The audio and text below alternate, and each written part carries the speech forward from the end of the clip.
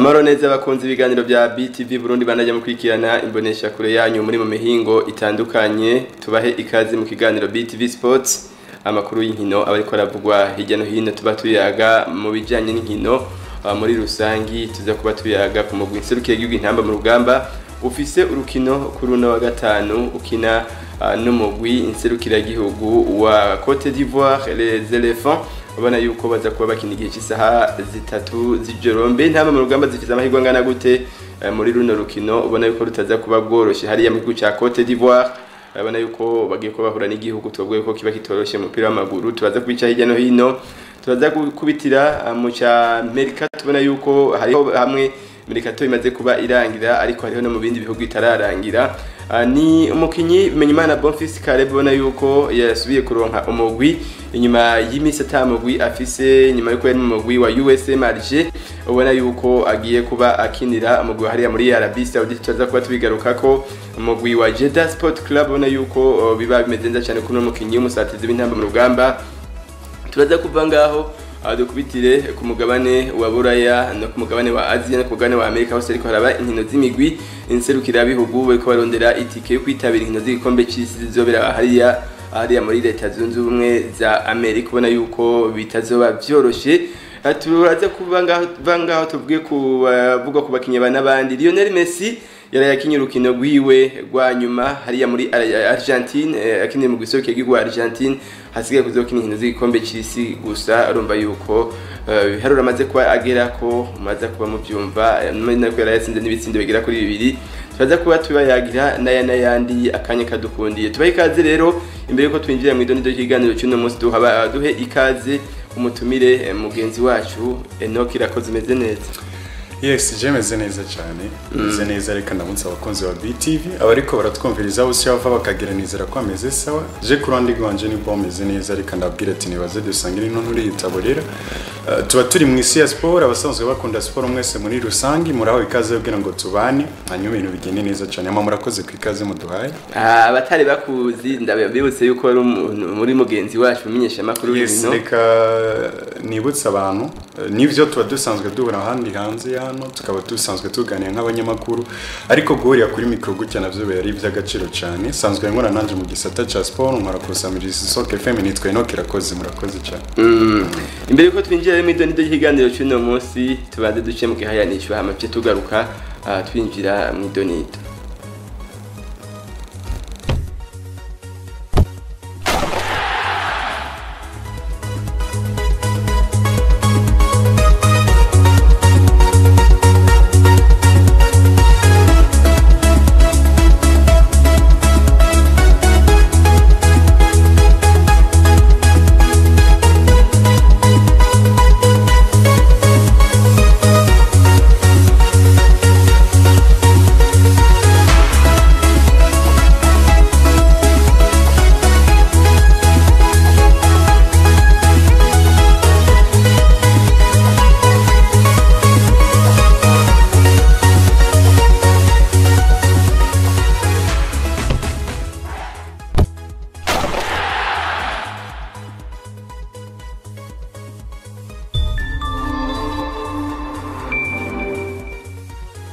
Nkuko musanzwe mumenyereye mu banki BCAB twamana bishasha ingurane prescolaire Isomero iratanga uko umwaka utashe ni banki yanyu BCAB ikaronswa uwo wese afite konti muri BCAB kandi ahembwa ku kwezi abo bita mu gifaransa les salariés ingurane prescolaire Isomero uturusho twayo n'utuhe dushigikira mu kurungika abana ku ishuri ukubaronsa amahera y'ishuri minerval imyambaro y'ishuri hamwe n'ibindi murashobora guca mwibaza muti mbega ingurane prescolaire Isomero irihwa gute ingurane prescolaire Isomero muri BCAB irihwa mu kiringo c'amezi 12 ku nyungu zitavuna ugereranije n'ahandi ntimutangwe rero nyaragasa iyo ngurane prescolaire Isomero izotangura gutangwa kuva ku igenekerezo rya 14 mu kakaro gushika ku igenekerezo rya 10 gitugutu mwaka wa 2025 bashaka tubibutse ibanki BCAB si banki ikorana n'abarimyi gusa nkuko benshi bazibata ariko ni banki ikorana n'ibisata byose shika mu iterambere na BCAB.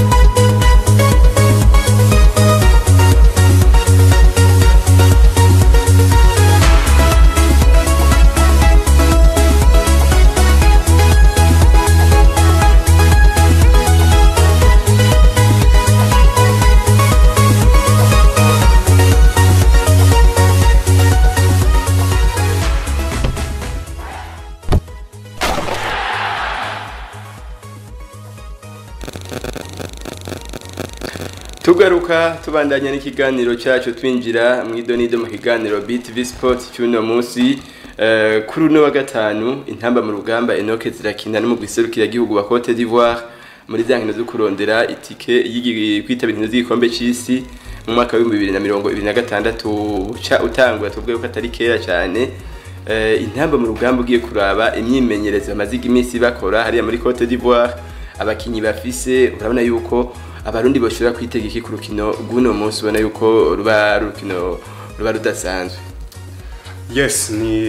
navuga ko ari match twavuga ko ibintu byinshi nibaza ko ni match iri kiravugisha hamwe n'abandi haba bani wacu mu Burundi ndetse no mu gihugu cya Cote d'Ivoire. Ni match iteguriwe cyane bariko ratwumviriza abavyumve. Ni match za kuba ari match yo gutegura novuga zino nkino za Coupe du Monde Afrique. Ni match igira inshuro y'indwi kuko no munsi turi muri poule imwe na equipe zigiye zikomakomeye harimo za Cote d'Ivoire, turi kumwe na equipe yitwa Gabon, turi kumwe na equipe yitwa Seychelles, turi kumwe na Kenya. Nibaza ko ni match cyambere tugomba kuba twiteze byinshi na cyane nguvu komande zose. Sinja kure cyane y'ivyo bamwe n'abandi baje kwavuga. Mumenyereza Patrick Sangwamayane yaje kwavuga ati twebwe dufise hangiro rimwe, ati nivyo biragoye cyane kwisanga turiko turatsinda equipe yitwa Cote d'Ivoire kuko ne equipe naje kuba ndaraba ati mbega ni giki no musigito mu Murundi agira amakenga yo kwibaza ngo turi capable gutsinda Cote d'Ivoire. Ndibaza ngo nivyo witwa Ferre yabivuze ku munsi w'ejo muri conference de presse yaje kwavuga ati ego ati turi equipe tariko turi equipe nziza dufise n'imyiteguro, turi très physique, tumeze neza, turi tayari gukina na equipe ariko kandi turi na tayari guha resultat nziza abarundi. Tariko tugomba kuca twibaza ngo ni giki uno munsi gisigaye nk'amakenga yo kwibaza ngo ni giki kiriko kiratuma uno munsi ari umurundi yibaza ngo equipe nationale yacu kubera iki tuba tubona ngo tugiye gutsitara kuri Cote d'Ivoire nubwo twitsinda. Umenga si ibintu novuga ngo bimenyerewe canke biri tayari. Je kurandi gwanje ndabona ko resultat positive kurandi gw'inamba mu rugamba ziragoye rinacu ngomba sigure muri buno buryo. Notangura mvuga ngo ku buryo bw'intunganyo equipe twa Cote d'Ivoire hejuru yacu misherezami kuko ni equipe yiteguye mu buryo bw'integuro, ni equipe yiteguye mu buryo bw'intunganyo. Equipe yitwa Cote d'Ivoire yariteguye kuva mu mizi. Se equipe no munsi iri kirategura tuvuga ngo twahereye hejuru turiko turategura champion ariko ni equipe yateguye kuva hasi. Kuko abantu bibuke ino equipe yitwa Cote d'Ivoire yateguye icambere yahereye muri academy. Kuko twemeranye no munsi namba mu rugamba tuvuze ngo tugiye kura match y'abatereze imyaka 18 ni selection kogwa bakaja muri Musongati kura muri za Musongati Star, ni selection kogwa bakaja muri za Holy Team bakarondera abana kugira ngo babahurize hamwe baje gukina muri aho hariho nuko kuvuga ngo mwedo 23 canke mwedo 18 hari nabo usanga kiyeri iyo myaka bayireye. Nico kibazo rero no munsi ngoma ngaruke ino equipe yitwa Cote d'Ivoire naje kuba nsanga bafise academy yitwa Masmasos. Ni academy yabaye mu mwaka w'igihumbi kimwe magana 1989. Iyo academy niyo bubatse kugira ngo equipe nationale izo ifise ahira muri na academy mu bugikoramo no kuvuga yuko bagategura abana bakiri bato imyaka 8 gushika kuri 12. Abo bana mu kubategura babashira mu ishure kuno twese tuba twiga za primaire n'ahandi ukagendora duga bukebuka ariko kandi mwuko kwiga bafise mu masaha 2 yo gutegura umupira w'amaguru. Rero no kuvuga ngo turiko turategura umupira w'amaguru mu masaha gira kuri 2 ni experience ku bana bakiri bato ariko kandi bagakura bazi ngo tufise novuga ngo imbona kazo ze kuzokina equipe nationale. Uno munsi urashobora kubona umukinyi urikura kurukina equipe ya Musongati Star, urikura kurukinira zino za academy umuco ariko mbega nibanga uno munsi ba project bakavuga ngo dufise kazoza kari muri football. Uza gusanga bigoye bitandukanye nabano bana bo baba bakoze bace muri academy. Novuga yuko Pasha naje kuba ndibaza ngo equipe yitwa Cote d'Ivoire no munsi tuvuze ku ruhande rw'umupira w'amaguru igeze ku rwego rumeze gute. Cyo ndibaza ngo no munsi nyimba tuvuga ngo irafise academy iri kiraramurira equipe nationale. Iyo academy yareze abakinya ba sivyo kuko no munsi nivyo bica bitwereka ngo equipe ya Cote d'Ivoire iri ku rwego rungana kuno bivanye n'iki n'integuro bakoze. Twebwe no munsi nivyo resultat positive zirashoboka, turashobora kuza imbere ya Cote d'Ivoire tukiyempoza ariko kandi no munsi nibaza ngo ku ruhande rwa equipe nationale sico kintu cyane dukeneye tugomba kwisha accomplish kuko nkuko Patrick Sangomane yagitangaje yavuze ati nivyo biragoye cyane kwisanga ari hano turiko turinjira mu nkino za zino novuga ngo turiko turisanga hari hano kuzoja gukina mondial atahubwo ikintu no munsi kihari tugomba gutegura equipe novuga ngo igarantisa abarundi gutsinda equipe nkuru zo ku mugabane wa Afrika kuko no munsi twemeranye equipe nationale namba mu rugamba ifise umupira mwiza ahubwo ikintu turiko turabona ni cizere kuko no munsi tugiye kuraba physique barazifise ndetse kandi dutangwe no kuramura ku mugabane wa Burayi ariko turacafise ikintu kimwe tubura citwa gute citwa icizere urashaka kuje gukina uri umukinyi w'inamba mu rugamba genda ukine ni match n'ivyo za equipe nationale ariko mbega ufise icizere kingana gute cyo kuza kwiyopoza hano hari Sebastian Hara ufise icizere kingana gute cyo kuza gukina na Ahmad Diarra kina muri equipe nka Manchester United ufise muri Nice yes iki cizere rero nico gituma no mose equipe nationale menga inguvu nivyo turashobora kuzitanga mite ya mbere ariko kabona mite ya kabiri bilance turatsinzwe igitsindo kimwe equipe iratasha Murundi wese akagenda avuga ngo twateye match nziza ari kwibaze ngo ni giki cyatonye tubura resultat positive ni icizere gihagaze muri equipe gihagaze no mu ruhande rw'abafana no muzi nimba abafana badafise icizere equipe nationale nibo bantu ba mbere bagomba kwitera intege hari ikinyamakuru nabonye canditse kiravuga ngo equipe nationale bugiye namba mu rugamba irafise ubugitegura ndetse kandi irafise n'inguvu basanzwe batanga ku ruhande rwabo kuko kubona equipe nationale ikirakina match atakibuga bafise ni hato ya mbere igomba gukora ko equipe kuko apari yo kuvuga ngo ni resultat mbi dutanga kubera ko atari ko kibuga ciwacu reka tumaze twibaze kuri ambiance kwanza Ambiance Stadium. Yes. Abafana. Ambiance Stadium kwa kuno uja kwitangazamakuru kabona ngo equipe nationale yacigiye gukina itangazamakuru ryose mu Burundi riko rivuga equipe nationale bibaza ko namose bigwiri biriko biva kuki kubera ko haci imyaka 3 n'abarundi batabona equipe nationale y'imyemenyereza ku kibuga cyo hano wacu mu Burundi z'abarundi benshi bari capable kuja gukina kuraba zino match bakiriye muri Maroc z'abarundi benshi bari capable kuja kuraba zino match zakirirwa muri Tanzania bino bituma abarundi akantu ko gukunda equipe nationale gatera gaira rero nayiko ndavuga ku buryo bw'ineguro ndibaza ngo equipe yitwa Cote d'Ivoire itegura mu buryo meze gute navuze ni barateguye biga ku kintu citwa nde academy ino academy niyo yatumye umwaka wa 1992 bashika kuri kani batsinze equipe yitwa Ghana muri za penalty ino academy yaratumye equipe nationale ya Cote d'Ivoire igera ku bikombe bagera muri finale zigera kuri zibiri muri zino nkino za CAN novuga ngo bakongwamo na equipe yitwa Egypt muri finale bakogwamo na equipe yitwa Zambia hari muri Egypt mu mwaka 2006 ndetse Zambia bakuyemo 2012 rero ibi byose nivyo tugomba kuca twibaza ni academy yabatumye novuga mu mwaka 2015 bagera muri novuga ngo baronka novuga ngo batsinzwa muri finale kandi batsinda muri finale batsinze equipe ya Ghana ni academy tout simple mubona yuko ari ikimaze ku marino equipe nationale ni academy yaramuye abakinyi benshi bagiye batandukanye baba no kwitaba legend no musisi y'umupira w'amaguru ndavuga ngo yitwa DJ Zokora no benshi baramuzi muri equipe yitwa Tottenham Hotspur baramuzi muri equipe yitwa Sevilla muri Espagne benshi barazi umugabo Yaya Toure yaciye muri equipe ya Barca yaciye muri equipe yitwa yabaye kizigenza equipe yitwa Manchester City benshi barazi umugabo yitwa Kolo Toure bavukana nono Yaya Toure nyene uyu yabaye umukinyi mwiza wa equipe yitwa Arsenal yabaye umukinyi mwiza wa Manchester City yabaye umukinyi mwiza wa Liverpool benshi baraza bitwa ba Gervinho bano baci muri equipe za Roma za Arsenal benshi baraje bitwa ba Solomo Karu uyu yaciye muri equipe ya Chelsea mwaka wa 2012 imbere wanashima bagera no kuri Champions League benshi baraza abakinyi bagiye batandukanye bitwa ba Emmanuel Abu abitwa ba Aluna Dindas yakina equipe yitwa Lens mu gihugu cy'Ubufaransa benshi baraza bitwa ba Bakary Kone yakina equipe yitwa Lens rero nibaza ko tout simple mugiye kuraba ni academy maze kuramurira umugabane wa Afrika tuvuze academy nziza zikomeye ku mugabane wa Afrika ni academy yaramuye ariko kandi tugaruke ku ruhande rw'umumenyereza ne equipe naje kuba ndaba ndibaza ngo bariko bategura gute na cyane ku ruhande rw'ubumenyereza kuko twibuke 2024 na gatatu plutôt no equipe yaragize utubazo twinshi tugiye dutandukanye ya Cote d'Ivoire mu buryo navuga bw'umusaruro kuronka umusaruro utari mwiza bamwe n'abandi barayikritika avuga ati equipe mbega bimeze gute projet za equipe yitwa Cote d'Ivoire ikintu ca mbere bize baravuze ati reka tugende turondera umumenyereza mwiza ariko mwe none umusore umusaza mu Yapani baramusezera nyuma yo gutanga resultat mbi ariko kandi baca binjiza umumenyereza yitwa Emi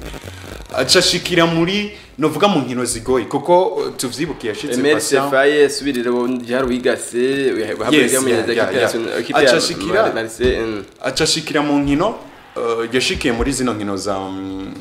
zari za kane byinshi zari za kane 2020 hamwe nyene yagiye afise ubwoba nyene ujya mu menyereza yarasanzwe hapfuye yari cegera ciwe acashikira yari cegera ciwe ashikiye muri kane kandi nkino zigeze hagati ariko kandi acatuma equipe igera kuri kane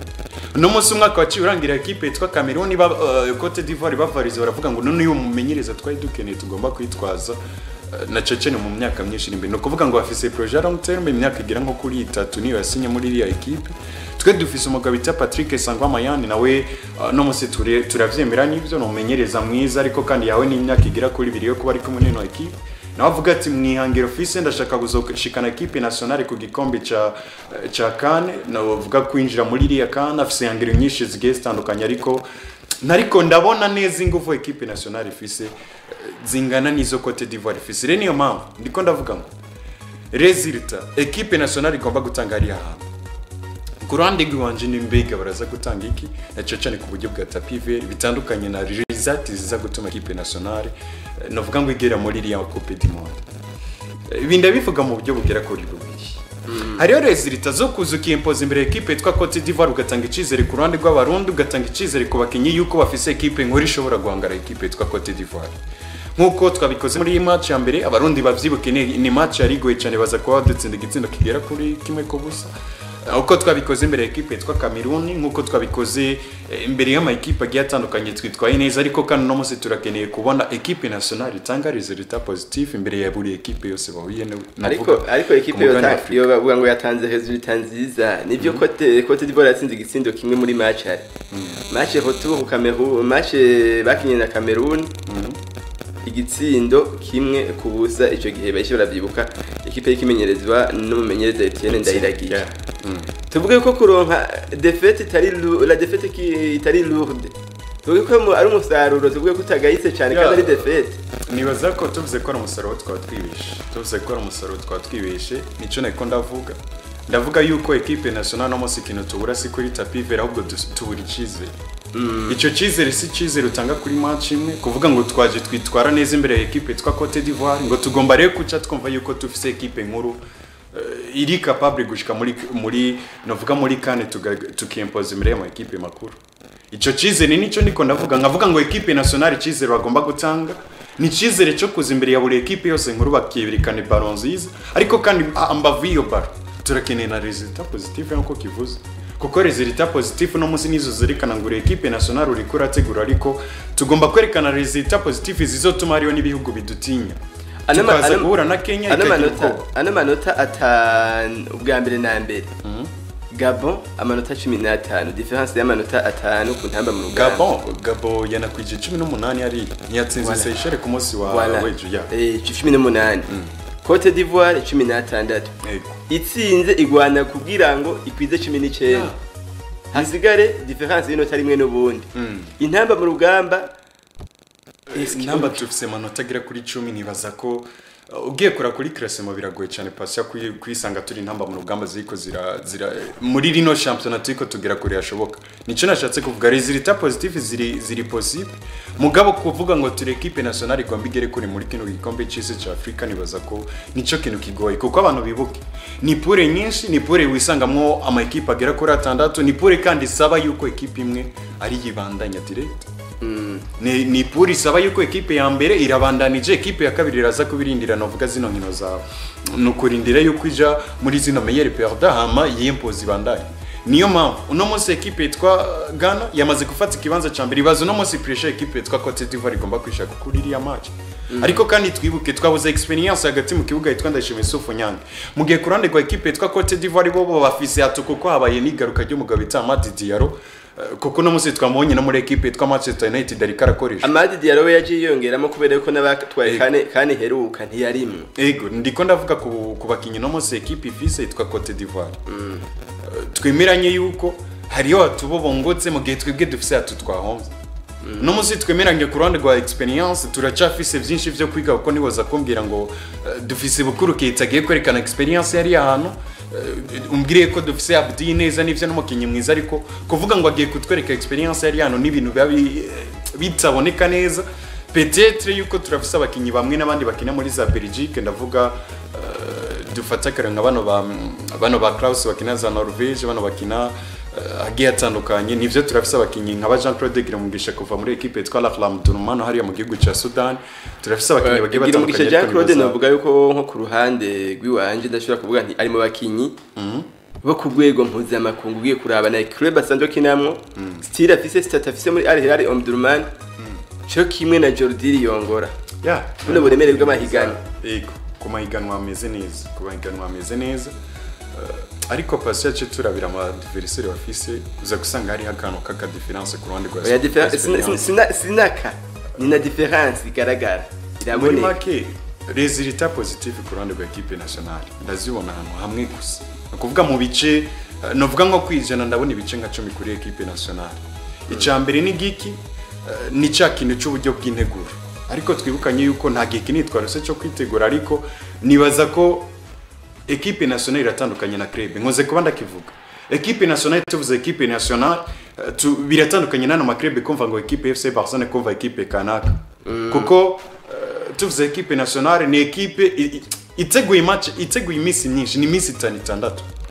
mu gihe equipe ama club bamukubita saison yose bari hamwe bakinana baramenyerana bakanwana ugasanga bubatse novuga ngo equipe ikomeye ifise urukuta rukomeye bitandukanye nano ma club novuga ama equipe nationale ni equipe tugomba kuba twiteze novuga yuko turayitega mu buryo bumwe turaza kuba tuyitega kuvyo Patrick Sangwa Mayeno no Monsabitsi kuko tuvyemeranye no munsi equipe nationale ya Brazil ni mwe mu equipe twita amakuru ko mugane uburayi ariko turabizi yuko ari mwe mu equipe akunze kuba gogwa mu gihe bagiye kuba kina zino nkino za niveau international ni equipe ikunze kubugogwa no kwimpoza imbere equipe nka za Equateur n'izindi kibaza ngo mbega no wamo kinye Equateur tonze ari capable go concurrence abakinyi ba equipe twa Brazil ukabona neza ngo hari uburyo equipe nivyifisa abakinyi beza ari kwicitwa kunwana ndetse n'integuro ziriko zirabagora kwimpoza imbere equipe twa Equateur nico ndiko ndagaruka ko nkavuga ngo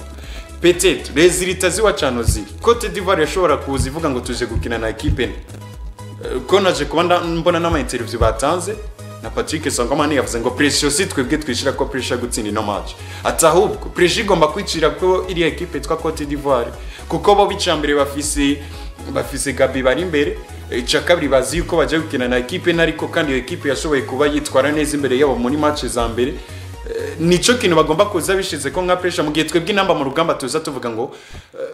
hanini ni turiko turondera kuza kugira ngo tugere kuri muri zino nkino za qualification ahubwo turakeneye gutanga ikizere yuko turi equipe iri capable gukina na Cote d'Ivoire tugatanga resultats nziza turi equipe iri capable gukina na buri gihugu cyose ku mugabane wa Afrika tugatanga resultats nziza bino rero nivyo biriko biratuma no munsi nzano nkavuga ngo resultats no munsi zishobora kuva kuri ariko kandi buri murundi ariko aradukurikira kuko ni hano hariho nabari hari abagiye gukina zino match tuba turi kumwe ikintu cyambere tugomba gutanga ku ruhande rwa equipe nationale turakwine gutsindira ikizere kuko ikizere nico kizotuma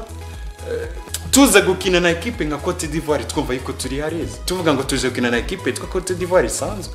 ikizere kizotuma tuza imbere ya Maroc tuvuga ngo dufise equipe isanzwe kuko turamaze gutanga resultats nziza imbere ya Maroc twibuke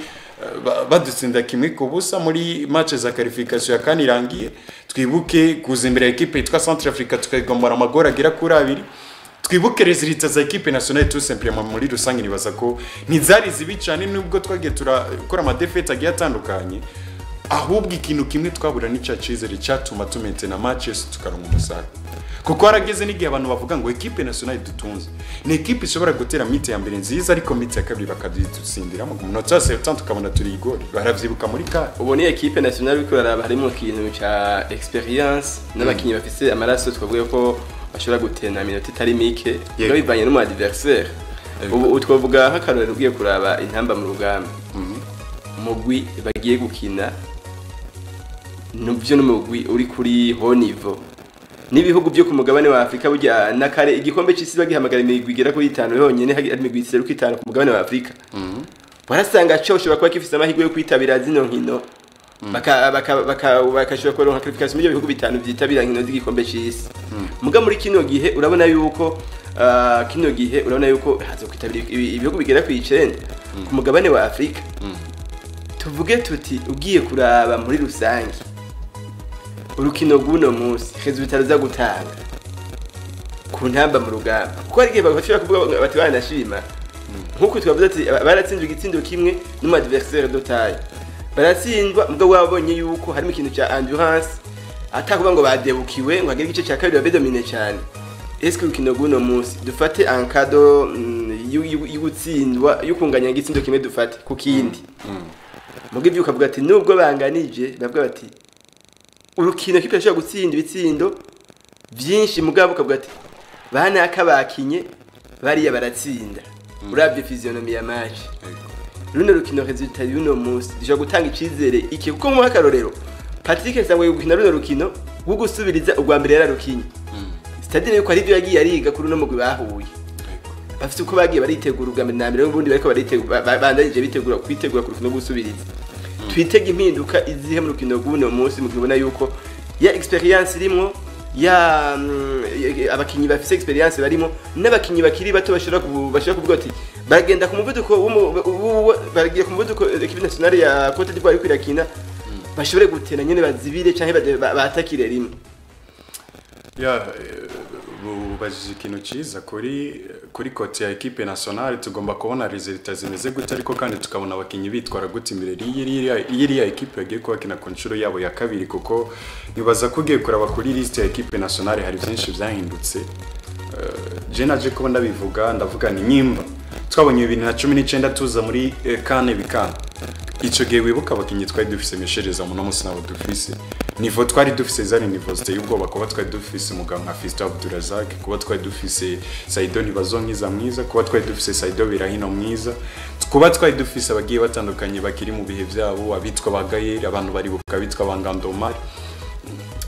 ico gihe nibaza ko equipe nationale twaratanze n'ivyo resultat imbere ya Gabo kunganya igitsino kimwe ku kindi byatumye turonka qualification no munsi abarundi benshi baracawibuka wari umunsi mwiza ariko kano no munsi ahantu bigeze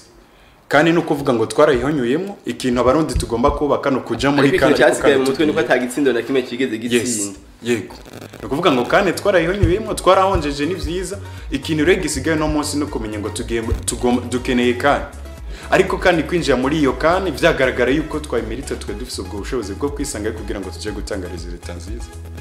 rero kuvuga ngo kano no munsi twipfuza ni kane yo kugenda ture equipe iri experimente gusumba equipe ya Tomboje rero kuvuga yuko uno munsi je ndemeza yuko ari yotaratu tagifise ani wacu mu Burundi turacari mu nyubako nkuko Patrick Sangoma yani abivuga avuga ati vision yanje ati nimwabona equipe nationale 2027 nayishikanye muri kane ico gihe nzoca negura ati nditeguye kucameba ati bizoba byanse urumva umuntu anemera n'abamenyereza nk'aba bafatinga ngavuga ati jewe niyemeje ibi ego ariko kandi akiha avance akavuga ngo ndiha igihe kingana gutya cyo kwitegura kuko ugenda urabe nkuno munsi nayiko ndagaruka ku mazina agiye atandukanye akina Primus League nibaza ko ari ibintu tutayiderutse cyane icizere kukigira abakinyi bakina Primus League ukizera yuko bafise experience ko jya gukina inkino zo ku mugabane wa Afrika si ibintu tuba dukunze kubona kenshi nko gutumira abana babukuru Keita kina equipe yitwa Aigle Noir ugenda ndabira rimwe abakinyi benshi bakeneye hano iwacu mu Burundi ugenda urabe bitwa babyi neza nawe yari mu Burundi ugenda urabe Kevecho yitungiye wa equipe nka Aigle Noir ugenda urabe no mu nkino zatanguye zino bakinyi na za Senegal zigiye tandukanye yatumiye bana ba Musore Prince akina equipe yarakina equipe ya Musonga tuno musakinira Rayon Sport yakinira Vitaro kijyagiye yakinira Vitaro bien sûr reni baza ngo no musugiye kuraba ne equipe agomba kubaka akayubakira ku bana bakiri bato ariko kandi agatanga n'icizere yuko hariyo na ma equipe yo mu Burundi ashobora gutanga umukinya kaja kwimpoza ari ahantu kugira ngo ashobore guserukira igihugu rero ikintu kimwe kihari je nico namamvuga umbajije ku ruhande rwa resultat tugomba kwitega equipe nationale resultat je nkuko nakivuze resultat positive zirashoboka ariko ku bice bitari byinshi nk'ivyo equipe yitwa Cote d'Ivoire ifise bivanye na pressure iriko bivanye n'uburyo bw'integuro ndetse na swad ifise ariko equipe nationale natwe dufise ico twifuza kugira ko dutegerezwa kwishira ko pressure nini inya cyane ku buryo novuga yuko icizere ca equipe nationale no musari yo gihagaze kuko no musi nivyo turasigaje kuzoca dukina na Gabon turasigaje kuzoca dukina nako tuzoca dukina na Gambia ku munsi wa kangaye wa mbere igenekerezo ya kabiri igenekerezo gicenda zo ari ku munsi wa kabiri byansi uvuga turafise matches ziri nyuma ariko kuza ugatsinda Gambia sinzi yuko hari icizere cinshi vyota nk'uko gutsinze equipe nka Cote d'Ivoire kuza nivyo twatsinze equipe twa Seychelles ariko hari icizere tugifise cyo kwiga na cyane tukeneye gutanga imbere ya equipe twa Cote d'Ivoire no kuvuga result nziza canke result nziza imbere ya equipe twa Cote d'Ivoire ni result zizotuma Burundi agaruka muri ya munsi yo kuvuga ngo bwa bundi bashobora kutwita igihugu gito kuri classement ya FIFA turi munsi ndetse na kahise katwereka yuko twabaye igihugu gito mu byo twagiye turatanga imbere y'ano ma equipe makuru ariko nyimba turi capable kuza imbere equipe twa Cote d'Ivoire nayo yishira ko pressure gutsinda match tukempoza tugatanga resultats zitari negative igari yuko natwe turi equipe nkuru rero nivyo ndiko ndavuga ngo resultat kurandi rw'intamba mu rugamba ni resultat zigomba guha icizere equipe kugira ngo twisantareze twumve ko dufise equipe nziza kuko no muzugiye kura uburyo bw'integuro meshereza mituri hasi hariho n'uburyo bwo kuvuga ngo ni muri icyo kibazo banashimana nakubajije resultat ishobore kuba itabaye na nziza habaye defete agatsindwa igitsindo kimwe canke bibiri kuko ashobora kuraba ati nubwo byagenze uko hari ama statistique yerekana ati nimba barose amakorone menshi bagerageje kurondera bagasatira amatire menshi amatire akazi akaba menshi akanaboneka canke ubugiye abakinyi bahana hano umupira hagati mu kuko nk'ubu uribuka Manchester City beshi barayize Pep Guardiola FC Barcelona uko nikina ni mu migwi ikwenda kintu cha jeu de possession Arsenal ko nyene mukavuga ati Arsenal yake mbugwiye kurabye bako za Arsenal ari naco cyake nuvuga ngo umu adversaire bahuye baravye physionomie ya match ntibite kuri transition rapide uvuga uti uratanga icizere malgré la défaite ko naho babatsinze muga baratanga icizere mu misi ze yuko mu gihe badasubira ngo bagire ko kwira ari equipe izoshobora kuba ibandanya imezezeza mu gihe bano bakinyi baba ariko barakidana ibyo selection yama kuko abakinyi bahinduka ku mwanya umukinya tumwe kubivanye nuko hariho abihejeje canke uwo bahuriye ukavuga uti ngegeje kugira probability nk'abandi bakinyi bashobora kuba batabwe mu rugambere ya Cote d'Ivoire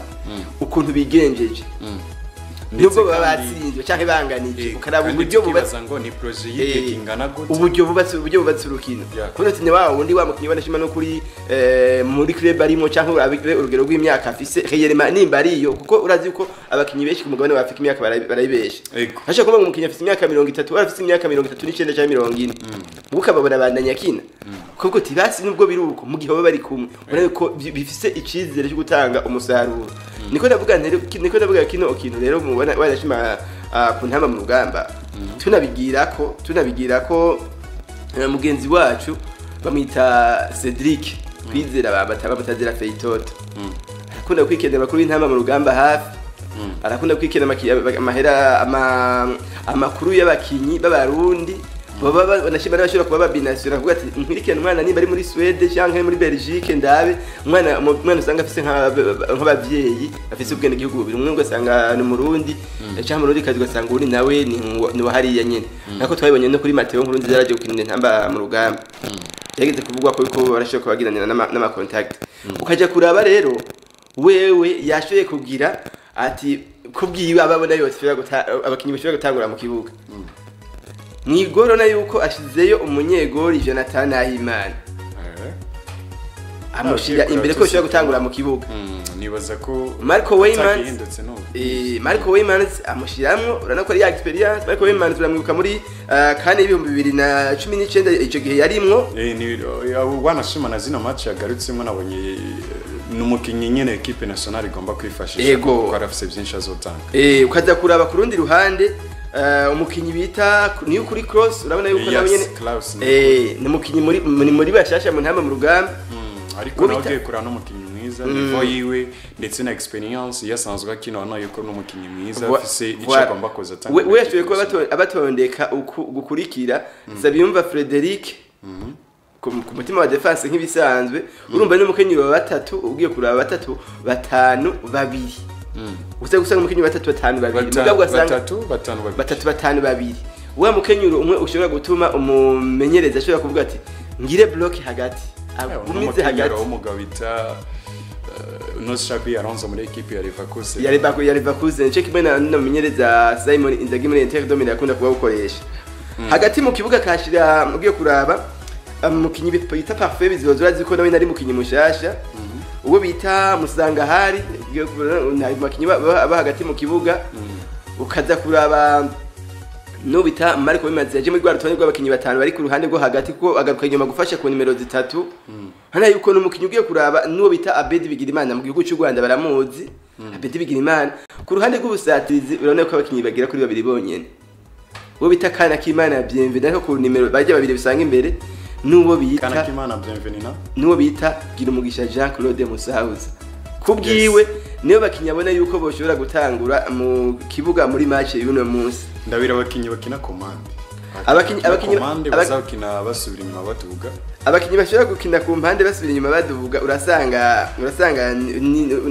urabona yuko ugiye kuraba n'abakinyi 3-5-2 urabona yuko umukinyi bita Jordi Riyongora nivyo yamushitse ku ruhande rw'abakinyi hagati mugabo arafise ya point yo kugaruka inyuma akadugana umupira iki kintu nibaza ko General amaze igihe kinini ndakivuga kuko Jordi Riyongora n'ubundi wamushira inyuma wamushira imbere no niyo karite yiwe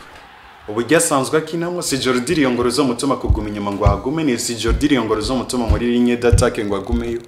ahubwo nabonye ari umukinyi mwiza mu gihe amutumye kwa accelerate match n'umukinyi azi gukubita rotora ariko kandi akagufasha no mu offense ni Jordi Riyongora bigaragara yuko equipe nationale mu gihe bamufise kumukinisha no hori nibaza ko ibintu Patrick Sangwa ni nk'umunyamupira yabanje kwiga ko cyane nibaza ko ni kintu ciza ni valeur ajoute kuri equipe nationale ugomba gutanga umusoro mu buryo bwa offensif ariko kandi no mu buryo bwa defensif ufise security kuko nibaza ko equipe nationale mu bibazo byinshi twagiye turahura navyo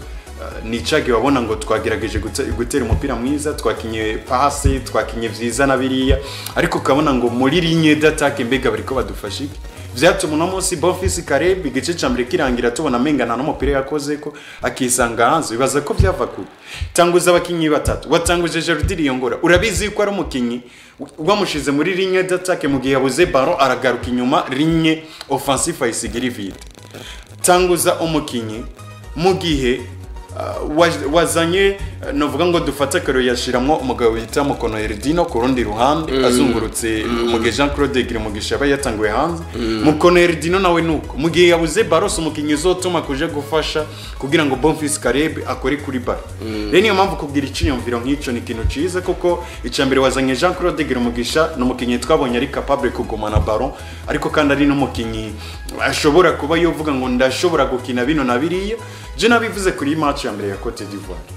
twarakinye dukina umupira usa nk'ari mwiza ariko twibagira kuri côté offensive kuko ugendura bijya match ya Cote d'Ivoire nyimba dufise tire cadre nyinshi ni tire cadre ni shuti yateye umugabo yitande yateye no Jean Claude Girumugisha yinje mu gice cya kabiri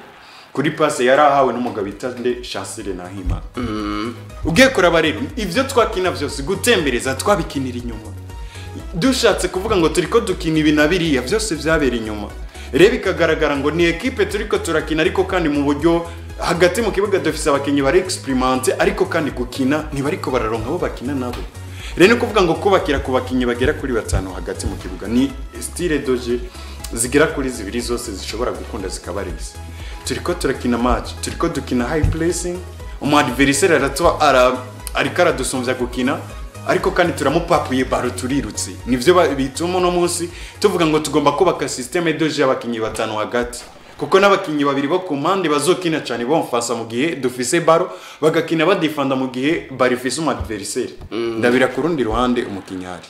ugiye kuraba ni ku ruhande rwa nimero 3 mwari garuka nyine kuza gufasha inyuma niwo bita Marco Weymans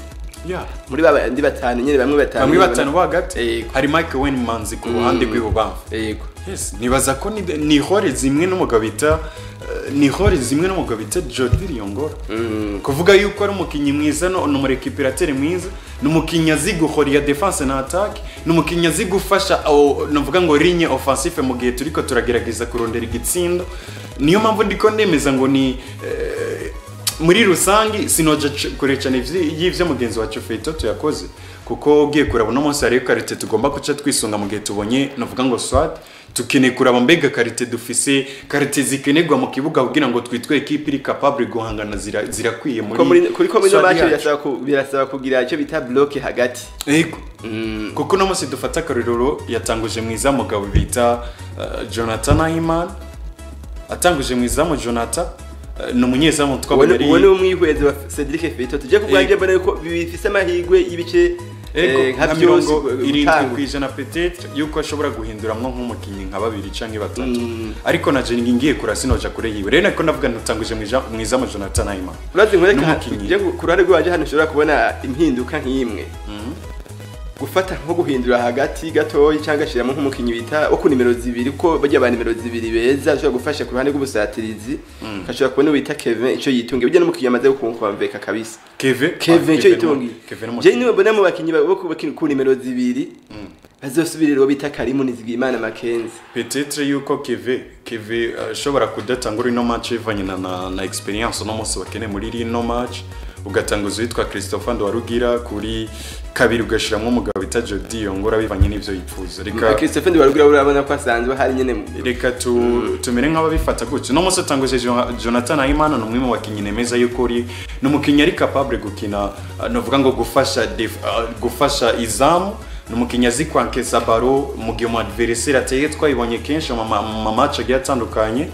utanguje muri defense twabonye umugabo bita Frederic Sabiyumva n'umukinyi novuga yuko wikigatanye winguvu kabisa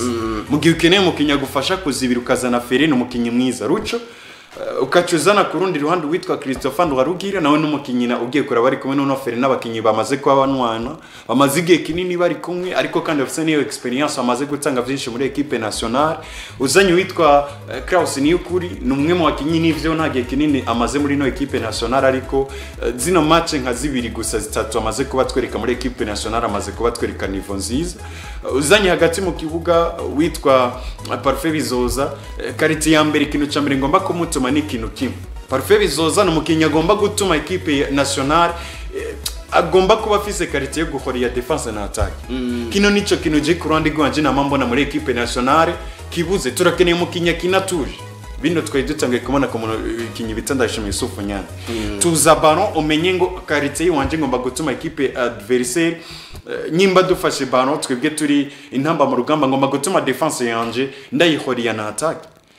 dufise umugabo bita Jordi Yongora tugomba kumutuma ikintu kimwe citwa ku navuga ngo récupération ya ballon gufasha equipe navuga ngo gufasha ligne défensive ariko kandi tukamutuma no gutuma equipe adversaire itagira umutekano no mu buryo bwo kuzibira nayo kugira ngo tutaza kubona adversaire yisanzura reza kumva yuko akwiye kuba twataka mu buryo bwose afise ajyama afise amakenga avuga ngo barafise Jordi Yongora ari capable umwanya dushaka kubona duce mu jyawo tugomba rero kuba dufise Jordi Yongora aza gutuma equipe inamba mu rugamba adufasha guholiya defense ndetse na attack aco kimwe no gabita Mike Waymans na warafisi vyatumwa aratumwa kuza kudufasha umugabo bita kano gasore kama DTR ka equipe twa Manchester United na gakinyije kurande gwanje mbona yuko kaza gutanga akazi gakomeye cyane kuba defenseur bacu arafise kuza kudufasha na mu ruhande gwa guhoriya defense na attack rero kucugira muri attaque Jean-Claude Gramugisha ari kumwe na kana Kimana Bienvenue baza ko nta kosa ririmo jikinu kimwe na mambona muri equipe nationale tugomba kuba twubakirako ni izino erema zigera kuri zibiri yashize komana ndavuga witwa Mike Waymans ndavuga n'umugabo bita Jordi Yongora kuko ugendura ama equipe menshi no munsi ku mugane bora yubakiwe kuba winga no munsi equipe zikicubake hagati mu kibuga na ma equipe maki tout simplement equipe nka Barca equipe nka dufata kare Paris Saint-Germain dufata kare Arsenal nizo equipe no munsi twemeza ko zifisa abakinyi bo hagati beza bari ku rwego do classe mondiale ugekura ama equipe menshi mu buryo bwa offensive bisungama aba winga cyane kuko aba winga kenshi barafasha equipe mu kuzibira kuko umu winga bafise umu adversaire umwe bitandukanye n'umukinyi wa hagati umukinyi wa hagati uragenda ukisuka muri equipe y'abantu batandatu wibaza yuko no munsi dufise yo tara y'umukinyi wa hagati ari capable gucaho hano niyo mpamvu rero no munsi turakeneye cyane gukinisha abakinyi baba winga witwa Michael Waymans ndetse n'uwitwa Jordi Yongora equipe nationale ivyo dukina vyose byaba byiza uko biya bisa kose equipe nationale turazi yuko hari ahantu bikunze kuba bitwangirira ni muri vya bindi vyo gukina ariko ugasanga ririnye offensive yo nirikirakina turakinye abinyuma bariko barakora kuri ballon bon ababo hagati bariko barakina ariko rinye offensive nirikirakina biva kuki biva ngo turafisa abakinyi wa hagati turafise mbere wanashima siri nombre uko no mugenzi wacu yabikoza gaterekamo abakinyi batanu hole tugomba kubatuma niyo guhoriya defense na attaque mwico gi tukabona ngo guhoriya defense na attaque birakunze aba usatirizi bacu bariko baronka imipira 5-6 yo gukina bakaba bisantareze bakumva ko bari muri match bariko barakina bakagira umutuzo bagakina bari yareze nibaza ko resultat positif ico gihe biraza gushoboka ariko turonka resultat positif ariko mu gihe tuza kuba turiko turakinisha umugabo bita Bienvenu Kanakima tukaba tuzi ngo muri match tuza kumuha imipira 2 yonyene yo kugira ngo arondere igitsindo muri match tumuha imipira 3 kugira ngo arondere igitsindo meshereza mu nomo sino ko mugabane wa Buraya abo basatiriza isi benshi aba nimero 9 w'imipira 2-3 ukaba witeze ko mwitata gutsindira mu ibitsindo 2 ivyo ni ibintu dutuma baharande ni ibintu dutuma bandi ariko muri equipe nationale turakeneye yuko ligne offensive nayikina cyane nkuko na defensive nuko biba byifashe bana yuko twariko turavuga ko mu gwinserukiye y'intamba mu rugamba ofisi urukino uno munsi gihe cy'isaha 3 z'ijoro no mu gwinserukira gihugu wa Cote d'Ivoire twa turakubitira ku mwihwezo wa mugenzi wacu umenyesha makuru wo bakunda gutazira ngo Mr Tubazane ari we Cedric Feitoto asanzwe akunda kwikirana abakinyi bakiri bato bashobora kuba bamwe abakinyi bakinira intamba mu rugamba mu myaka izokurikira nuko biba byifashe turindire rero kubiheze bikagenda hagati mu gwinserukira gihugu intamba mu rugamba no mu gwinserukira gihugu wa Cote d'Ivoire les éléphants hariya mu gihugu cya Cote d'Ivoire rukino ruza kuba arukomeye cyane turindire resultat ziza kuba zivamo nuko cyo tubandanya rero n'amakuru y'inkino mu kanya gato ariko aravugwa mu gihugu cy'u Burundi cyane cyane muri cyo bita transfer ubona yuko ari umwe mu bakinyi bakinira intamba mu rugamba mu giserukira gihugu na yuko ari inkuru tuvuga yuko nshasha nziza kuri we no ku mupira w'amaguru muri rusangi mu mupira w'amaguru cy'u Burundi.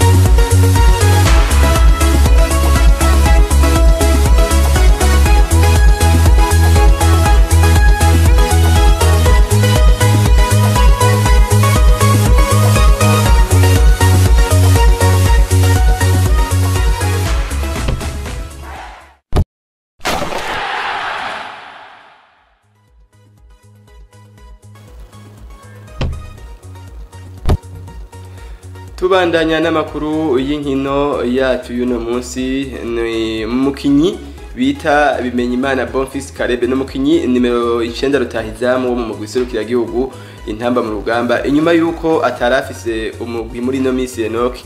ni nkuru kuri tuvuga yuko bona yuko ari ngo welcome to Jeddah Club Sportif nari muri Arabie Saoudite no mukinyi Bimenyimana Bonfils Karebe na yuko ni yindi ntambwe kuri yo kubashowe kuronka umugwi hariya muri Arabie Saoudite. Ya ni intambwe idasanzwe no mukinyi navuga yuko twabonye cyane agenda no mukinyi agenda kabisa mukinyi ma equipe arayazungurutse mukinyi ma equipe arayamaze arashaka nko kuza muri saison agaca muri equipe zibiri Bonfils Karebe navuga yuko benshi bari bagize amakenga kuri carrière yiwe kuri match bariko barakina na equipe yitwa Cameroon navuga kuri equipe nationale yaje kubagira akabazo k'imvune akamara hafi umwaka wose ari hanze y'ikibuga benshi bari boza ngo mbega twitege Bonfils Karebe agiye kubagaruka mize gute ariko kandi numwe mu basore imyaka 27 nyimba nibeshe ko 28 yavuze umwaka w'igihumbi kimwe n'amajana 1997 nibaza ko numwe mu basore ugiye kuraba ku ruhande rw'imyaka ntakuze cyane numukinyi equipe nationale gikeneye ariko kandi n'ayandi ma equipe akimukeneye benshi bamwibuka kuri imvune yigeze kugira mu gisoke gihugu Burundi hura na Cameroon hamwe nyene twavuga nyene yaretiye ndirect yamenyereza umugwi intaba mu rugamba zitsindwa igitsindo kimwe kubusa imvune yagize hirya gihe kabisa yamaranye igihe kitari gito ego novuga yuko byarateje uruhagarara cyane novuga kuri carrière yiwe yo kwibaza ngo Bonfils Karebe mbega carrière yiwe imeze gute bakibaza abantu benshi ngo Bonfils Karebe mbega bigiye kugenda gute ariko no Mose akaba yashoye kubagaruka ariko kandi akacaronka na equipe kinari muri Arabie Saoudite nibaza ko ni affaire nziza ariko kandi nibaza yuko no musore yaciye mu equipe menshi tuvuze ku cereke experience kuba yogenda hari anakitwara neza nibaza ko tutoba twibeshe kuko warakinye muri equipe nka Vitalo nziza warakinye cyambere muri equipe yishira ko pressure yo gutwara Primus League buri saison warakinye mu gihugu cy'u Rwanda, yaragiye muri za Slovakia, yaraciye muri za Kazakhstan, yaraciye hariya muri Iran, yaraciye muri ino ekipe ya yitwa gute, ino ekipe yo muri Africa DC de Kaizer Chiefs. Nibaza ko ugiye kurabaho muri Kaizer Chiefs yanafashije ekipe gushika ku bitsindo bigera kuri 8 mu nkino zigera kuri 21, ari umunimero 9 wa ekipe yitwa Kaizer Chiefs. No munsi rero kwisanga ugiye muri Arabia Saudite nivyo chambere ugiye muri championnat muri USM Alger, hariya muri Algeria. Ino championnat ya Arabia Saudite sigenda yitinya cyane kuko apari yuko ari championnat benshi bafata nka hari no ugiye kuraba tout simplement nibaza ko ni championnat nivyo zina bakiriko barubaka ari bakiri mu bintu by'inyubako byo kubaka izina, ariko kandi ugiye kuraba ni championnat iri muri projet ya football principe kuko no muso umuntu akina muri iriya higanwa twabonye za Tottenham Hotspur zigenda kurondera y'abakinyi, twabonye muri equipe nka Real Madrid havugamo umugabo bita Laporte akina equipe twara Nasser, twabonye abakinyi bagiye batandukanye. No musi nibaza ko twabonye equipe yitwa Brighton iruka ku mwana muto bita Duran, twabonye abakinyi benshi bari hari ahantu nabonye yuko nabakinyi ashobora kuza mu ma equipe yo kumugana gore kandi agatanga vyiza. Rero nibaza yuko icambere ugiye muri championnat nivyo ugiye kuraba ku ruhande rwa visibility ari urugendo runini ugifise, ariko kandi ugendura no musi ni championnat iri capable guca kumbonesha kuri zigi zitandukanye, biratandukanye na hariya muri Africa DC yahora nivyo. Muri Africa DC hariya ama equipe meza, tuvyemeranye nivyo, hariya ama equipe meza, hariyo equipe zishobora kuza zigatanga akazi muri ano mahiganwa ya Mondial de Club, hariyo equipe zitandukanye zitanga akazi. Ariko kandi ndavuga nka equipe nka za Wydad Casablanca, ariko tugaruka turaba uno munsi wisanza muri Arabia Saudite, uri muri championnat cambere no munsi tuzi ko ari umuntu ashobora kuva muri Afrika agiye kuraba muri Arabia Saudite avuga ngo ngiye kuraba Cristiano Ronaldo. Uno mugwi wa Jeddah Sport Club agiye gukina bazohura mu gikombe citiriwe umwami Kings Cup hariya muri Arabia Saudite mu gice ca 32 gishiri cyanyuma 32e de finale na equipe yitwara Nasser ya Cristiano Ronaldo. Ibazo no munsi uri Bonfils Caribe wisanze mu kibuga kimwe na equipe irimo umugabo bita Cristiano Ronaldo. Ono munsi cyambere twemeranye ni match igomba kurabwa vyanga bikunda bakubwira teriya muri Arabia Saudite mugi equipe ya Nasser Cristiano Ronaldo iyo match utayikina usanga ikibuga kivide mugihe bariko barakina match Cristiano Ronaldo agasoka ku munota wa 60 abafana bose babona basohotse batanguye gusohoka munsi garana cyo mu kibuga. No kuvuga ngo yuko Bonfils Caribe cyambere agiye gukina ahantu hazohara abantu benshi, hari abascout b'ama equipe kuko twemeranye no munsi nyimbura umukinyi ugomba kwiyempoza buri match, surtout iyo ugiye gukina match ubizi yuko ari match ifise visibility ugomba gutanga vyiza. Rero nibaza yuko rose championnat kinamo igwa opportunity yo gukina na equipe zikina muri muri ino Arabia Pro League, muri Saudi Pro League. Nibaza ko ni affaire ajoute agiye gukina mu cyo bita first division hariya muri Arabia Saudite. Urumva yuko iyo equipe ya Jeddah Sport Club isanzwe ikina muri first division. Nibaza ko umwaka w'inkino urangiye nabonye yabaye mu kibanza c'icumi, nabonye rimwe mu equipe mbere wanashima hapari abano nabonye bakoze na transfer nyinshi nariko ndasukura ndaba nabonye transfer zigera kuri 6 bakoze muri ino tunirangi.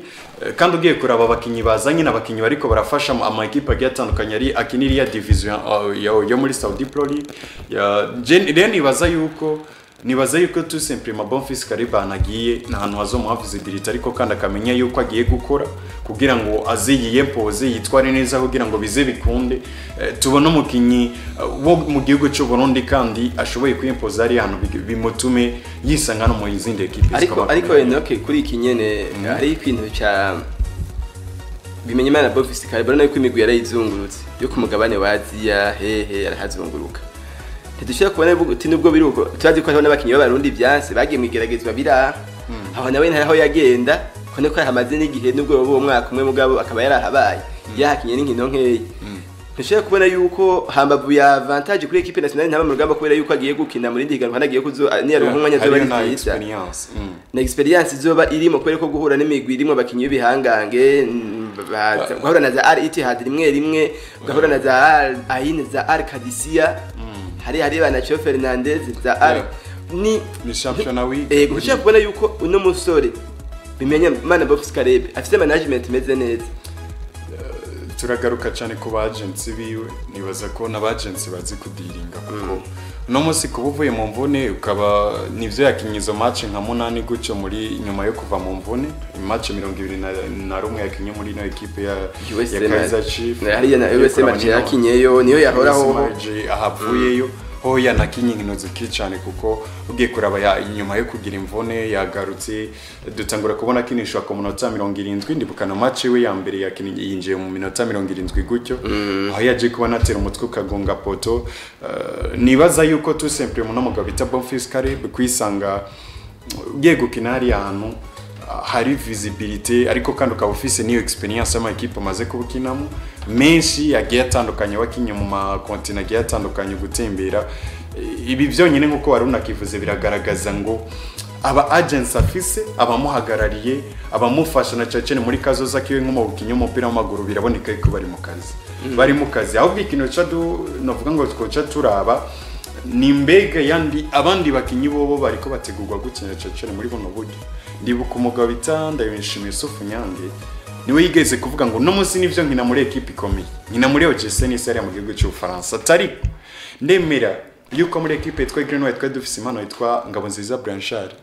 tera umukinyi mwiza yari capable gukina ama equipe menshi akomeye no ku mugane wa Burayi ariko no munsi Ngabonziza Blanchard nakina equipe yitwa Bumamuro rero no kuvuga ngo hariho abakinyi apari yayo mahirwe ushobora kugira ukisanga muri equipe nziza ariko kandi rero n'abakinyi afise navuga ngo aba agents ndetse nabo bahagarariye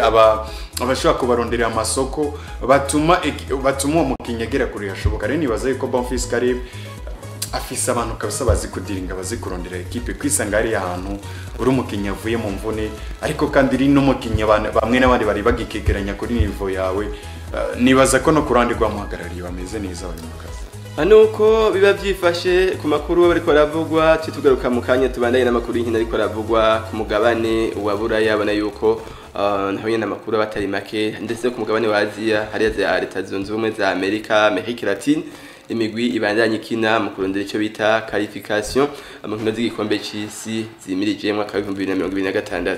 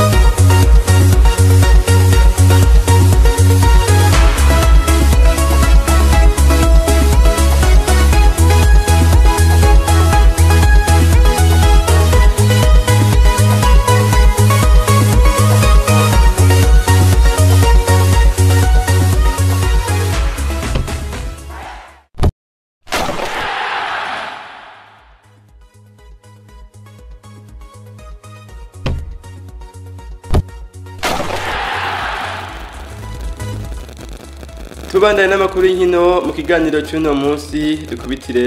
hanze y'umugabane wa Afrika ni inkino ziriko ziraba ariko hagati yaho Lionel Messi hariya muri Argentine yarayakinye urukino rwiwe rwanyuma ariko no mu gisoke y'igihugu wa RB Celeste Argentine mugabo hariya muri Argentine mu rukino baraye batsinze Venezuela aho yaraye atsinze ibitsindo bibiri ku ruhande rwiwe ubona yuko no ku rundi ruhande uwo bita no musore kinya muri mugwi wa Inter de Milan nawe ni bashiye kuba batsinze ibitsindo bigira kuri 3 batsinze ibitsindo no mugwi wa Venezuela urukino rwagira ibitsindo bitatu Lautaro Martinez wo bita Lionel Messi bana yuko ariko arasezera neza kuri kibuga cha RB Celeste hariya muri Argentine unamutamubona yuko bafise ibiharuro kabisa byiza cyane ataze kwibagirwa mu gusohoka igihugu wa Argentine. Nibaza ko ari umwe mu bakinyi b'amateka bino equipe ya Argentine, equipe nationale, no musore yavukiye ari gushikuba aho tuvugana. Nta mukinyi tuvuga ko sigaye musumbye amateka n'ababayeho ku Argentine yaba. Nibaza ko tuvuze historique ya equipe yitwa Argentine, equipe nationale yakiriya gihugu nibaza ko direct twumva Leo Messi numwe mu basore navuga yafashije no equipe mu bihe byinshi bigiye bitandukanye yifashije kugera kuri byinshi aho navuga ngo yavukiye Rosario umusaza imyaka 70 inga yari yavutse mu mwaka w'igihumbi kimwe majana 1987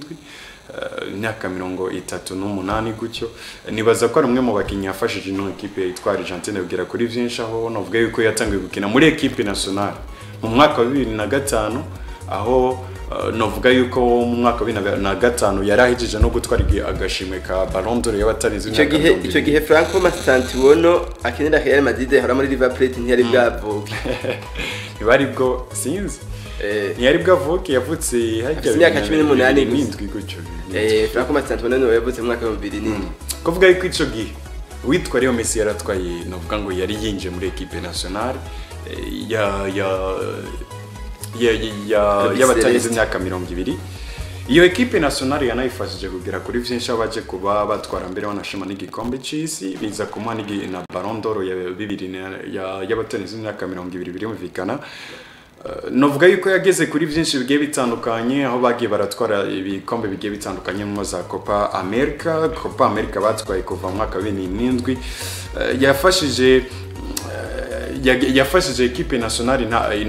equipe nationale ya Argentine vyinshi bigiye bitandukanye aho uribuka 2021 batsinda equipe ya Brazil navuga yuko muri Copa America batsindiye igitsindo kimwe kubusa muri match ya nyuma igitsindo cyatsinze umugabo bita Di Maria vyaje gutuma no witwa Leo Messi bimuhana Ballon d'Or yo kuvuga ati washitse kuri Copa America mu gihe hariko haravugwa amazina menshi ari agiye atandukanye kuri ya Ballon d'Or imwe bitwa ba Brut ariko baravuga ati nyimba Leo Messi ashoboye gushikana ino equipe yiwe nationale kuri Ballon d'Or kuri kino gikombe nta mpamvu nimwe yotuma twimvira byinshi numwe muri mu bakinyi no munsi twe tuvuze equipe nationale ya Argentine no mukinyi amaze kuba bameyereje inshuro nyinshi canke agatogwa nk'umukinyi mwize yaranze umwaka kano gashimwe batanga ka best player niwe mukinyi amaze kuba gahabwa inshuro nyinshi yagize navuga ngo ibihe byinshi bikomeye byiza aba 2015 mwibuke batsinda equipe yitwa Colombia muri finale batsinda equipe ya Chile muri 2016 muri finale nibaza ko ari byinshi cyane yashitse ko yafashije equipe nationale ya Argentine gushika kuri FIFA World Cup yageze navuga ngo yatwaye ariwe yatsinze ibitsindo byinshi mu nkino 2006 uribuka batsinda equipe yitwa Germany muri finale yabaye umukinnyi akomeye yageze kuri byinshi cyane mu novuga mu mwaka wa 2010 bakinira hariya muri South Africa bakuramo Germany muri kimwe cya kane gishice nyuma muri ibitsindo bigera kuri 4 ko bose arimo ibitsindo bigera kuri 3 by'umusaza yitwa Leo Messi yanigenjeje neza muri finale 2014 yatsinze ibitsindo bigera kuri 4 anatogwa nk'uwaranze iryo champion abatsinda equipe yitwa Brazil muri finale 2014 yari yitwaye neza navuga muri ino mondial yo hariya mu gihugu cy'u Burusiya aho nubwo bagiko basezererwa muri kimwe cya 8 gishize nyuma basezerewe no Bufaransa ibitsindo 4 kuri 3 navuga yuko yari ahari mu gufasha equipe nationale Pasia mu gutsinda igikombe c'isi batsinze muri ni kino gikombe cyari gukinwa navuga ngo mu mwaka wa 2022 muri ari Qatar equipe ya Brazil batsinda Ubufaransa muri finale benshi baravyibuka ya navuga yuko tout simplement numwe mu bakinyi tuvuze equipe nationale ya Argentine aba legende numurejande equipe nationale abakonzi bayo ndetse indongozi zayo kwitwa umukunzi wa equipe nationale ugomba kubuzi yuko utegerezwa kuba hariho Messi ivanye n'ivyo yagezeko nivyo navuga yuko ari equipe nationale yatunze abakinyi benshi bakomeye yaratunze abitwa ba Maradona yaratunze abagiye batandukanye bitwa ba Sergio Aguero yaratunze agiye batandukanye ariko nibaza ngo benshi ivyo bageze Alfredo Di Stefano ba Stefano hariya uno munsi akaba ari kumwe n'abitwa ba Lautaro Martinez bakiri bato equipe nationale kiteze ko byinshi aba Julian Alvarez nabonye byanatumye no munsi presence y'umugabo Leo Messi habaho nibura ry'umwanya ry'uwitwa Paulo Dybala benshi baravyibuka ari muri equipe twa Juventus Totire rero nibaza ngo Leo Messi tout simplement igihe cyari kigeze imyaka iramujanye umusaza ntaco ta equipe nationale ariko kandi hariho nimbono yarafise mu byo yashikirije abamenyesha amakuru yaravuze ati ivyo umwanya ntuhagarara imyaka iguma igenda ati wewe n'ikintu atararindiranye igishika cyane gusezera mu gwiserukira gihugu atarazi yuko igikombe cy'isi kizokurikira atazogikina bivanye n'imyaka afise aho ni Lionel Messi urumva yuko imyaka nivyo biramureka nyuma y'indi myaka ine n'imyaka myinshi ariko abantu nibaza ko bari bakeneye equipe nationale ya Argentine iri mu Messi muri ibyo maze imyaka myinshi ayikinira kandi yashikanye kuri byinshi bishoboka ari ikintu kimwe no munsi hari abakonze baco bibaza ngo mbego no munsi Leo Messi ko ahagaritse gukina kino gikombe c'isi akaba hakiri umugabo bita Cristiano Ronaldo wavuga ati vyanga bikunda ngomba gukina kiriya gikombe azokina nibaza ko Messi we agwe baragifise azokina we wanashima azokina mu mwaka uza nico cyanyuma ariko ubu ahagaritse kubera ko bisa nuko asezeye n'urukino rwa makiniye muhira yuko ukinira hariya muri Argentina n'imiburiburi baraza ko bamwitegariya mu gikombe c'isi yego n'umuseleksioneri wa equipe nationale ya RB Celeste yavuze ati ariko atanga n'ikiganiro cyabamye kubamenyesha makuru nyene imbere yuko na match iba hone ko yaciye akora Amos zimvise bari banamaje ico kibazo haca byibuka kuko aza ahantu yamushikanye zi statue yamudugirije ko yatwaye igikombe cy'isi nk'umumenyerezi wa Lionel Scaloni atwaye ico gikombe ari kumwe na Lionel Messi avec la contribution remarquable de Lionel Messi urumva yuko ni ibintu byashoboye kuba vyigaragaza mu gisukira gihugu kubera yuko Lionel Messi yashoboye kuba bikora n'ubu rero agomba kindi tuvuge ko igikombe cya nyuma cy'isi ashaka no kugitahukana ibi bikombe birashoboka cyane ibikombe biri ko no mu gwitwa bwo kuba gumira kaguriye twoka yuko equipe yitwa Argentine tout simplement nibaza ko abakinyi n'ivyari yabatakaye abitwa ba Angel Di Maria yaraseze Di Maria hari abagiye abitwa ba Machero bano ba Macherano bakina muri equipe Habe Macherano wewe uwo ni bamumenyeza muri Inter Miami ugiye kuraba n'abakinyi benshi yagira buri no equipe ariko kandi ntitwibuke yuko uno munsi abahari benshi bari mu gutwara kino gikombe ca 2022 kandi Croatia Otamendi bari bahari hano bari bahari mu gusezerera equipe yitwa mu gusezerera equipe y'Ubufaransa nivyo witwa Kylian Mbappé yari yababanyumuzi abantu baravyibuka atsinda ibitsindo bitatu wenyene imbere ya equipe yitwa Barca ariko nibaza ngo tout simplement mugiye kuraba equipe nationale ya Argentine iracafise za nguvu kuko twibuke batsi nino Copa America irangene bayitwaye nibatsenze equipe yitwa Colombia muri finale nibaza rero yuko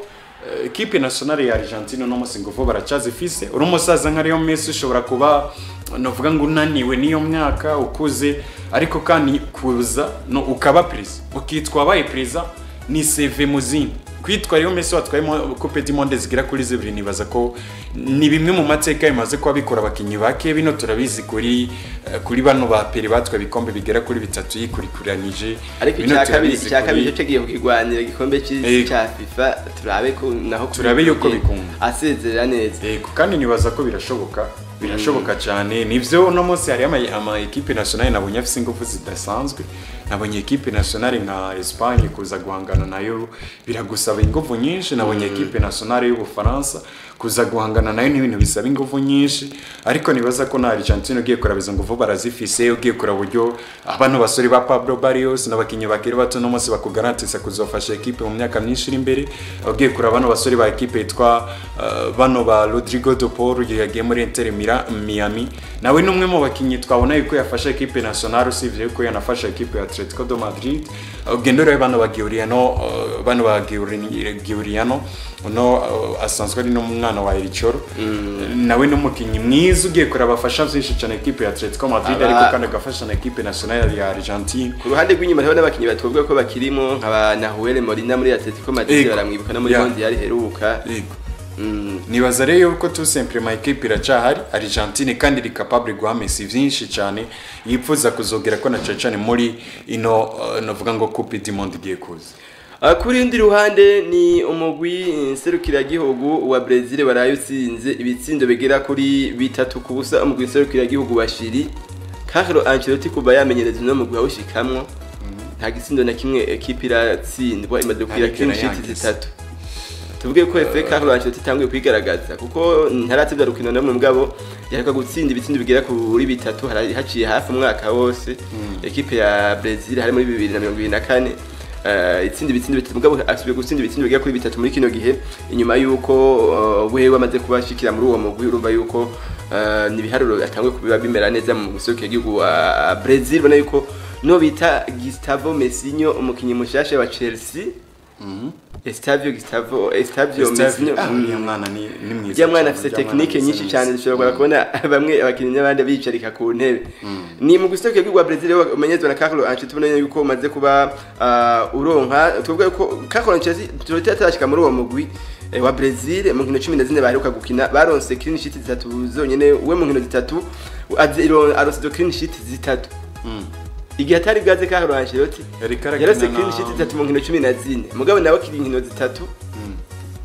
acha aronka clean sheet 3 nyene. Match ya mbere bakinyi nande batsinze Equateur kimwe ku busa. Gato ndabe match bariko barakina ku ruhande rwa equipe yitwa bariko bakina no mugwi nserukira gihugu wa Equateur bone ko bashoye ko banganye itsindo kimwe ku busa. Brazil aratsinda Paraguay itsindo kimwe ku busa. Izo nkino zitamaze kubakina ariko urumva yuko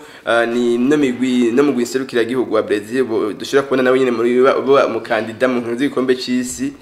zimirije gushaka kuba ari mu equipe yo kuba fise yizera cyane no munyiriza atari bwamenyereza equipe nationale narimo bita Carlo Ancelotti ariko agira indi experience muri equipe nationale bane ko yakoze amateka atubwe ko atari make mu club yagiye aracamwo benshi baramuzi Milan AC Paris Saint-Germain za Juventus de Turin muri Chelsea mu Bwongereza muri Real Madrid muri Espagne no muri Bayern Munich mu gihugu cy'Ubudage urumva ni Carlo Ancelotti urumva yuko no mumenyereza nibyo banahuye no mu gitobwa yuko washaje mu giserukira gihugu washiri bari muri Hajenisma ya selection kwera yuko ariko comment na match ukayimara Manchester tari clean sheet uri kumenyereza equipe yitwa Brazil ni kintu cyiza kuko twibuke ino equipe yitwa Brazil na ikonzo buryo ya Lucrise kuko ino Brazil abantu bibuke 2020 bari bamurondeye hasi hejuru Carlo Ancelotti baragwanye cyane kuko twibuke 2022 hagezaho na president w'igihugu avuga ati twebweho bigeze ubu twarengewe dukeneye n'imiburi kuzotsindwa turiko dukinisha baruko tugomba turendere abakinyi bakina muri za Palmeiras tugomba turendere abakinyi bakina no nyene muri Brazil dufume turonka resultat zitari nziza ariko tutariko dukinisha bano batari tubona ku mugabane wa Burayi.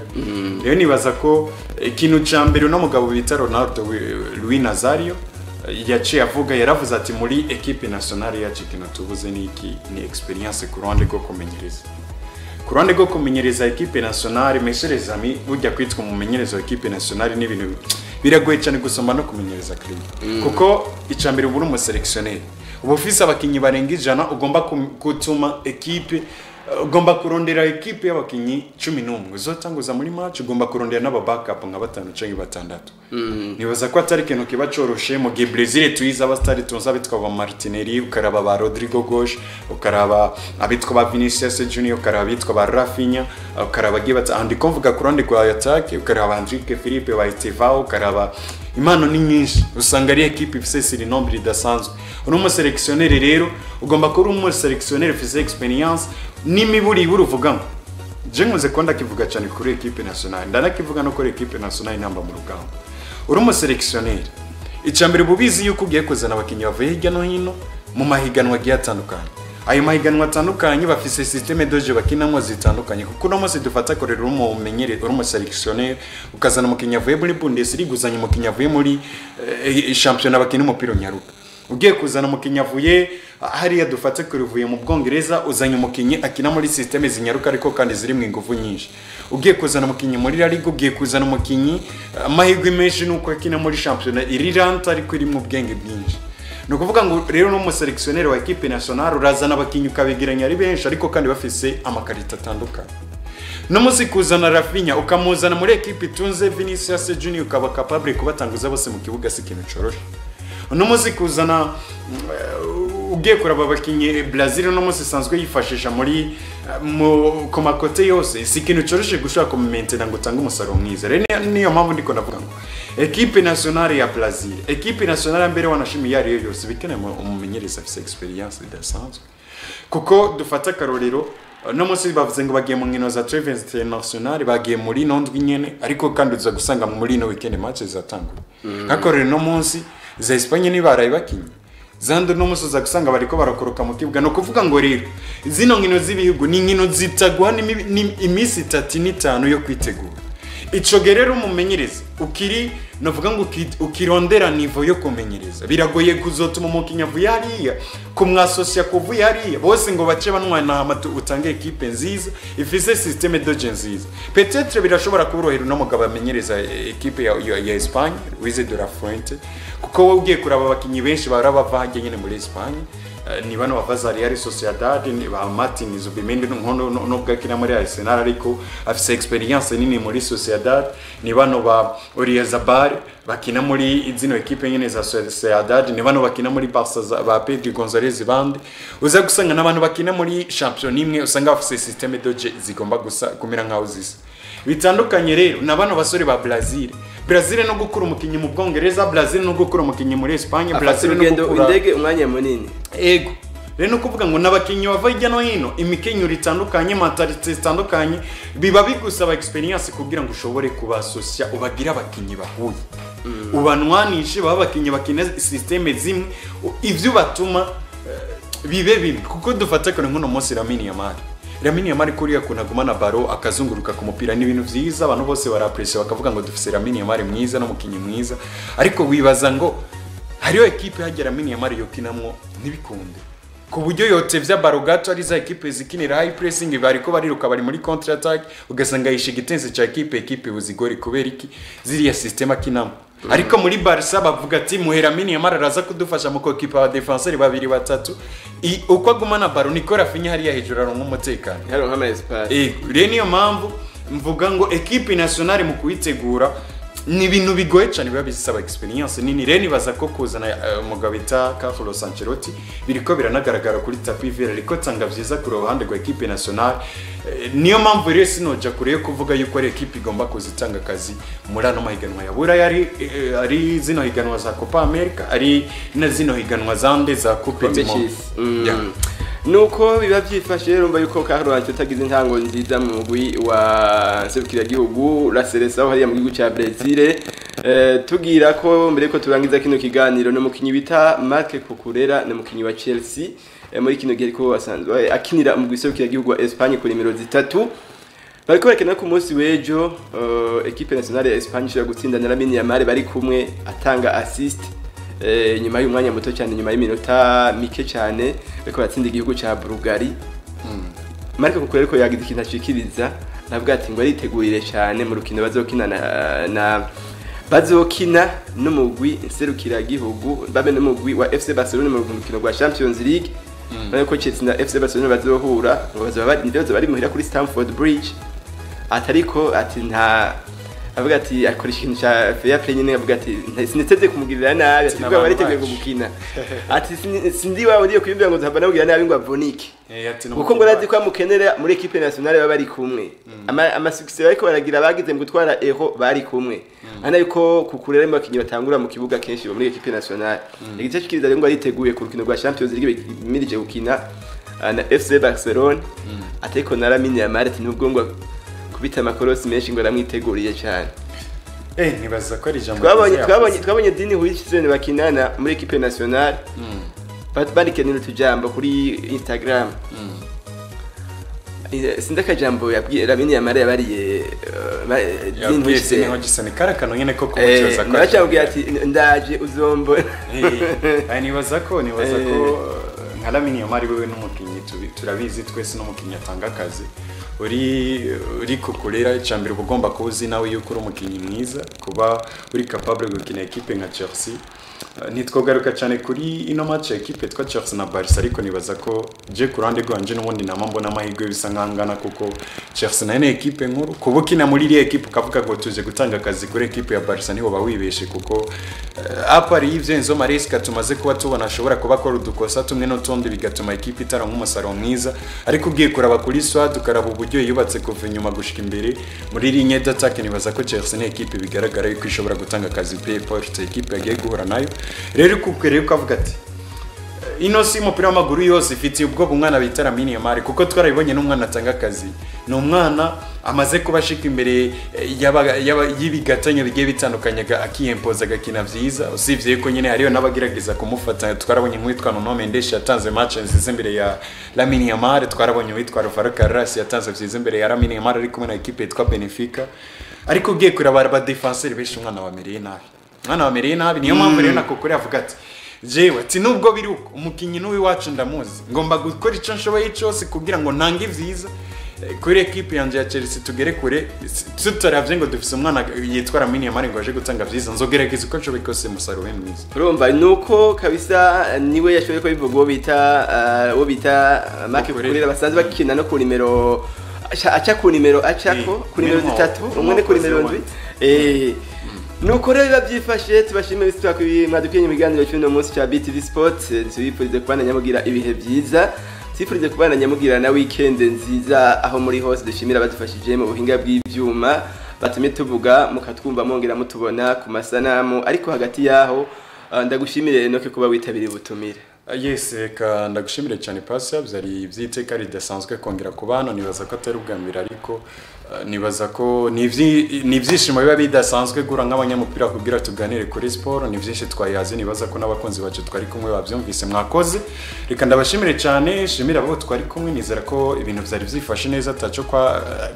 twagiriza Imana no yundi munsi rero nivyanakunda muzodutumire tuzoba tuhari nta kibazo murakoze reka tubashimire cyane namwe kandi mwadukurikiranye muri kwisi yose mukurikirana imbonesha kure BTV na cyane cyane mu biganiro BTV Sports aho mwadukurikiranye muri